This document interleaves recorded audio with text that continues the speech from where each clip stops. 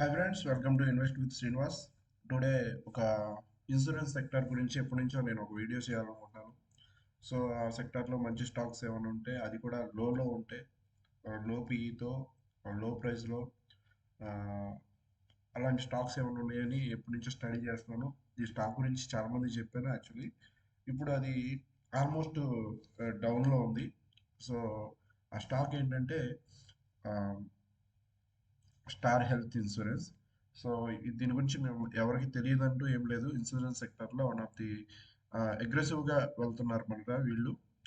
So మనం private కంపెనీస్లో best insurance ఏదైనా ఉందంటే అది స్టార్ హెల్త్ నాకు తెలిసినంత వరకు. సో దీని ప్రైస్ వచ్చేసి కరెంట్ ప్రైస్ 470. సో 452 దీనిలో మొన్నే వచ్చింది. 648 హై అన్నమాట, అంటే lifetime high. So PE వచ్చేసి 32, ROCE 17, ROE 14. So book value 119. So ఇది మార్కెట్ క్యాప్ వచ్చేసి 27,600 క్రోర్స్ అన్నమాట. సో ఈ ఈ company present profit and loss చూసుకుంటే మీకు ఫస్ట్ పిఈ చూపిస్తాను. మీకు పిఈ ఒక ఐడియా రావాలి కదా మీకు. సో పిఈ చూసారా, ఆల్మోస్ట్ మీరు ఒక 2013 ఇది లిస్ట్ అయిన దగ్గర నుంచి చూసుకుంటే లోయెస్ట్ పిఈలో ఉందన్నమాట. ప్రెసెంట్ లోయెస్ట్ పిఈలో ఉంది. ప్రైస్ ఏమో ప్రైస్ 5 years నుంచి చూసుకుంటే సో లోయెస్ట్లో ఉంది. లోయెస్ట్ పిఈలో ఉంది, లోయెస్ట్ ప్రైస్లో ఉంది. సో పిఈ తక్కువలో ఉన్న పిఈ తక్కువలో ఉంటే జనరల్గా ప్రైస్ ఎక్కువ ఉండాలి కదా, బట్ ఇది తక్కువలో ఉంది. సో ఆ, సో కారణాలు ఏంటని చూస్తే జస్ట్ సింపుల్గా నాకు తెలిసింది, నేను వెతికింది మాత్రం ఒక ప్రాఫిట్ అండ్ లాస్లోకి వెళ్తే హయ్యెస్ట్ ఎవర్ ప్రాఫిట్ ఉంది. ప్రాఫిట్ అండ్ లాస్లోకి వెళ్తే హయ్యెస్ట్ ఎవర్ ప్రాఫిట్ ఉంది. ఇప్పుడు వరకు ఎక్కడా కూడా ఇది 14 crores, 140 crores, 137, 118, 170, 128, 268,000 -crores, మైనస్ నుంచి కూడా 619, 845 crores ప్రాఫిట్లోకి వచ్చింది అనమాట, నెట్ ప్రాఫిట్. సో దీంట్లో నాకు ఎక్కడ ఎక్కడ కూడా నాకు ఈ చూసారు కదా, మీకు క్లియర్గా అర్థమైపోతుంది, అన్నీ పెంచుకుంటూ వచ్చారు వీళ్ళు. సో ప్రైస్ మాత్రం కిందకు వస్తుంది. ఏంటని చూస్తే ఒకసారి సేల్స్ కూడా చూడండి. వీళ్ళు సేల్స్ కంటిన్యూస్గా పెంచుకుంటూ వస్తారు, ఎక్కడ తగ్గట్లా. సో తర్వాత ఆ, మీరు బ్యాలెన్స్ షీట్ చూస్తే చూసారా, రిజర్వ్స్ చూసారా, రిజర్వ్స్ -220లో నుంచి కూడా వీళ్ళు కంటిన్యూస్గా రిజర్వ్స్ని ఎట్లా పెంచుకుంటూ వస్తున్నారు చూసారా, పెంచుకుంటున్నారు. బోరోయింగ్స్ కూడా అలాగే ఉన్నాయి, పెద్దగా ఏం లేవు బోరోయింగ్స్, అప్పులు ఏం లేవు. చూసారా, ఫిక్స్డ్ అసెట్స్ కూడా పెంచుకుంటూ వస్తున్నారు. ఎక్కడ తేడా జరుగుతుందని ఒకసారి నేను చూస్తే, ఒకసారి ఇన్వెస్టర్స్లోకి వెళ్దాం. ఇన్వెస్టర్స్ ప్రమోటర్స్ ఏం చేస్తున్నారంటే దీన్ని గ్రాడ్యువల్గా కొద్దిగా తగ్గించుకుంటున్నారు. అంటే అంతగా ఏం లేదు, జస్ట్ పర్సంటేజ్లో తగ్గించుకుంటున్నారు. ఎఫ్ఐఎస్ చూసారా, లాస్ట్ ఇయర్ సెప్టెంబర్కి, ఈ ఇయర్ సెప్టెంబర్కి ఆల్మోస్ట్ 50% వాళ్ళు సెల్ చేయటం జరిగింది. మీకు అర్థమవుతుంది కదా. ఎఫ్ఐఎస్ ఎవరైతే ఉన్నారో వాళ్ళ సెల్లింగ్లో, వాళ్ళు కొన్న వాటిలో ఎక్కువ ప్రయారిటీ దీనికి ఉందన్నమాట. ఇప్పుడు ఎక్కడైతే 2022 సెప్టెంబర్లో 10% ఉన్న స్టేక్ని వీళ్ళు అమాంతం 35% చేసేసుకున్నారన్నమాట. 35% డిఐఎస్ దగ్గర నుంచి ఆల్మోస్ట్ 27% లాగేసి 35% వీళ్ళు ఎక్వైర్ చేసేసారు. సో అంతా ఒకేసారి ఎక్వైర్ చేసేసరికి వాళ్ళు ఏం చేశారంటే, అది ఎక్వైర్ చేసింది నిదానంగా గ్రాడ్యువల్గా తగ్గించుకుంటున్నారు అన్నమాట. ఇక్కడ గ్రాడ్యువల్గా తగ్గించుకుంటూ వచ్చారు. సో అది దాన్ని ఎవరు కొన్నారు, మళ్ళీ ఎఫ్ఐస్ కొన్నారు. చూసారు కదా, 6%, 3% నుంచి 6%, 6% నుంచి 11%, 11% 15, 15 నుంచి 17. తర్వాత ఎవరు కొన్నారు, పబ్లిక్ కొన్నారు 2%. సో ఇప్పుడు ఈక్వల్గా ఉన్నారనమాట. సో ఇక్కడ నుంచి ఎఫ్ఐఎస్ అమ్ముతారా, డిఎస్ కొంటారా అనేది సెకండరీ. సో ప్రైస్ వేరియేషన్ అనేది ఇక్కడే వస్తుంది. ఈ ప్రైస్ ఆటోమేటిక్గా వాళ్ళు ఏం చేస్తారంటే బల్క్గా అమ్మటం, బల్క్గా వీళ్ళు కింద ఆర్డర్లు పెట్టడం. ఒకళ్ళు అమ్ముతున్నారంటే వాళ్ళు డౌన్లో ఒక 10%, 5% డౌన్లో ఆర్డర్ పెడతాం, వాళ్ళు వచ్చి హిట్ చేయడం. వాళ్ళు అమ్ముతున్నారంటే మళ్ళీ తెలిసినప్పుడు హిట్ చేయడం. ఇలా జరుగుతూ వల్ల ప్రైస్ అనేది అప్ అండ్ డౌన్స్ అవుతుంది.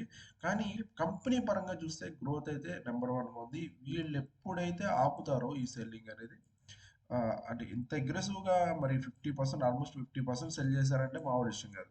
సో, ఇంత అగ్రెసివ్‌గా ఆల్మోస్ట్ నాకు తెలిసి ఎఫ్ఐఎస్ సెల్లింగ్ అంతా ఆగిపోతుందని నా అభిప్రాయం ఇప్పటి నుంచి. ఆల్మోస్ట్ అమ్మకపోయినా జస్ట్ న్యూట్రల్‌గా ఉంటారని నా అభిప్రాయం. సో, చూద్దాం. నేనైతే దీనివల్ల మాత్రమే నేను ప్రైస్ తగ్గిందని నేను అనుకుంటున్నాను. ఇంకొకటి మీరు క్వార్టర్ ఆన్ క్వార్టర్‌లో కూడా చెక్ చేస్తే క్వార్టర్ ఆన్ క్వార్టర్ యెస్. ఆ నెట్ ప్రాఫిట్ సెప్టెంబర్‌లో కొద్దిగా తక్కువొచ్చిందనమాట. సో, సెప్టెంబర్ టు సెప్టెంబర్ చూస్తే 125 ఈ క్వార్టర్‌లో జనరల్‌గా ఎప్పుడు తక్కువే ఉంటది సెప్టెంబర్ క్వార్టర్‌లో. సో, 125 నుంచి 111 వచ్చింది. సో, నెక్స్ట్ క్వార్టర్ 290 ఉంది. ఆల్మోస్ట్ దీని మీద డబులే వస్తది నా అభిప్రాయం ప్రకారం. సో, చూద్దాం. నేనైతే దీనిలో అయితే బుల్లిష్‌గా ఉన్నాను. ఇన్సూరెన్స్ సెక్టార్‌లో స్టార్ హెల్త్ పరంగా. ఇంకొకటి ఈ ఏదైతే స్టార్ హెల్త్ ఉందో నాకు తెలిసినోళ్ళు చాలా వరకు ఎల్ఐసి కన్నా స్టార్ హెల్త్‌కే ఎక్కువ ఇంట్రెస్ట్ చూపిస్తారు. జనరల్‌గా ఈ ప్రైవేట్ దాంట్లో వాటిలో చూసుకుంటే. సో, ఇంకొకటి వీళ్ళు మార్కెట్‌లో చాలా అగ్రెసివ్‌గా ఉన్నారనమాట. సో, దాన్ని బట్టి కూడా మనం ఆలోచించాలి. ఇంకొకటి ఆహ్, ఆహ్, చార్ట్స్ చూద్దాం. ఒకసారి మీకు చార్ట్స్ చూస్తే అర్థమైపోతుంది. అసల ఎలా ఉంది ఏంటనేది. ఫండమెంటల్‌గా చూస్తే మీకు కంపెనీ 32 పీఈలో ఆల్మోస్ట్ మీరు మీడియం పీఈ వచ్చేసి 43 ఇది 32లో రన్ అవుతుంది. ఆల్మోస్ట్ లోయెస్ట్ పీఈలో రన్ అవుతుంది. ఇబ్బంది ఏం లేదు. ఇంకొకటి వీటితో పోలిస్తే ఎస్బీఐ, హెచ్డిఎఫ్సి వీటితో పోలిస్తే 83, 12 ఐసీసీ ప్రెడిక్షన్ అయితే 115 ఉంది పీఈ వచ్చేసి. సో ఇంకోటి జనరల్ ఇన్సూరెన్స్ ఇది కూడా మంచి కంపెనీ.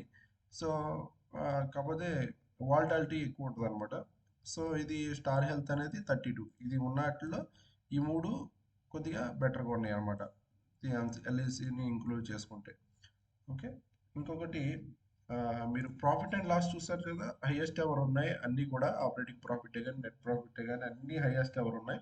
ఇక్కడ ఇన్వెస్టర్స్ దగ్గరే కొద్దిగా ఇవి సెల్ చేయటం వీళ్ళు బై చేయటం జరుగుతుంది.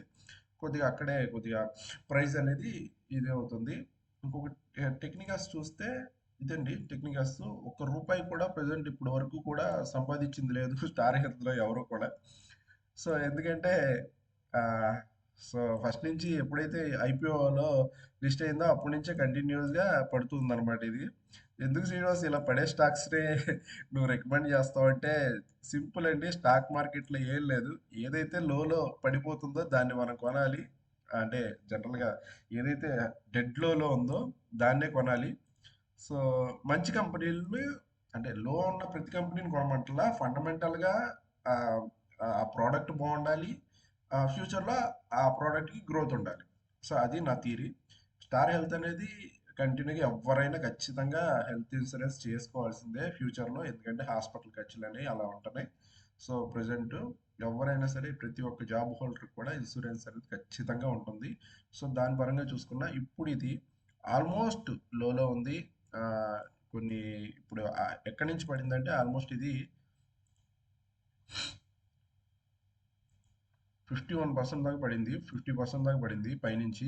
మళ్ళీ పైకి 100% రిటర్న్ అనేది ఉందన్నమాట. 940 అన్నమాట టార్గెట్. ఇది 1 or 2 ఇయర్స్లో వస్తుందని నా అభిప్రాయం. సో మార్కెట్ బాగుంటే సో ఎఫ్ఐఎస్ ఇన్ఫ్లో మళ్ళీ వస్తే ఖచ్చితంగా 1 or 2 ఇయర్స్లో ఇది ఖచ్చితంగా హిట్ చేస్తుంది. సో కన్ఫామ్గా 1 ఇయర్లో హిట్ చేయాలంటే మాత్రం ఇది కన్ఫామ్గా హిట్ చేస్తుంది అనమాట. సో 1 ఇయర్లో మీరు వెయిట్ చేస్తే 2 ఇయర్స్లో ఇది కూడా హిట్ చేసే అవకాశం ఉంది. సో 676 అనేది ఫస్ట్ టార్గెట్. సెకండ్ వచ్చేసి ఇది ఆ, ఇది 780. So 780 second target. Third target వచ్చేసి 940 అనమాట.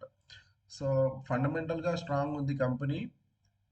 ఇంకొకటి ఫండమెంటల్గా స్ట్రాంగ్ ఉంది. టెక్నికల్గా లోలో ఉంది. సో పర్ఫెక్ట్ బై అనమాట. వీక్లీలో కానీ మంత్లీలో కానీ ఇబ్బంది లేదు స్టాక్కి. సో క్లియర్ బై అనమాట. Clear by. నేను బులిష్గా ఉన్నాను. సో ఇది ఎప్పటి నుంచో చేద్దాం అనుకుంటున్న వీడియో బట్ ఇది మంచి సమయం. సో చేయాలనిపించి ఈ వీడియో చేస్తున్నాను. ఫండమెంటల్గా టెక్నికల్గా మంచి స్టాక్ అనమాట. సో నేనైతే తీసుకున్నాను కొన్ని స్టాక్స్. సో నేను తీసుకుంటే ఖచ్చితంగా మీకు చెప్తాను కదా. సో అలా అనమాట. Thank you so much. Love you all.